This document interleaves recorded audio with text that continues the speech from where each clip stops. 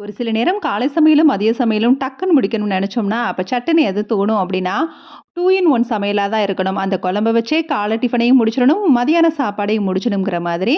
அந்த மாரி தான் இன்னைக்கு நான் செலக்ட் பண்ணது கத்திரிக்காய் கடைசல். இந்த கத்திரிக்காய் கடையில வச்சு காலையில தோசை ஊத்தி சாப்பிட்டேன். கத்திரிக்காய் வந்து ரொம்பவே சிம்பிளா பண்ணிடலாம்.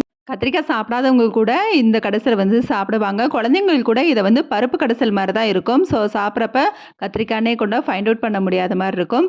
பொரியலுக்கு முட்டைக்கோஸும் ரெடி பண்ணிட்டேன். கோஸோட எப்பவும் கேரட் சேர்த்து தான் பொரியல் பண்ணுவேன். கேரட் இல்லாதப்ப தான் அதோட வந்து பாசிப்பருப்ப வந்து சேர்த்து குக் பண்ணுவேன். கத்திரிக்காய் கடைசலுக்கு கடைசியா வந்து தாளிப்பு குடுத்தா நல்லாருக்கும். கொஞ்சம் பெருங்காயம் சேர்த்து. சிம்பிள் அண்ட் சூப்பரா வந்து லஞ்ச் வந்து முடிச்சாச்சு. லஞ்ச் ரெசிபிக்கு கொஞ்சமா வடிச்ச சாதம், கத்திரிக்காய் கடைசல், அதோட கோஸ் பொரியலும், கொஞ்சமா மோரும் வச்சாச்சு. லஞ்ச சூப்பரா முடிச்சதுக்கப்புறம் கொஞ்சமா ஸ்வீட் சாப்பிட்டா நல்லாயிருக்கும்னு தோணுச்சு. எலந்தப்பழ பாகு வாங்குனது இருந்துச்சு. சின்ன வயசுல சாப்பிட்ட டேஸ்ட் கிடைக்கலனா கூட கிடைக்கிறதையாவது வாங்கி சாப்பிட்டுக்கலான்னு சாப்பிட்டாச்சு.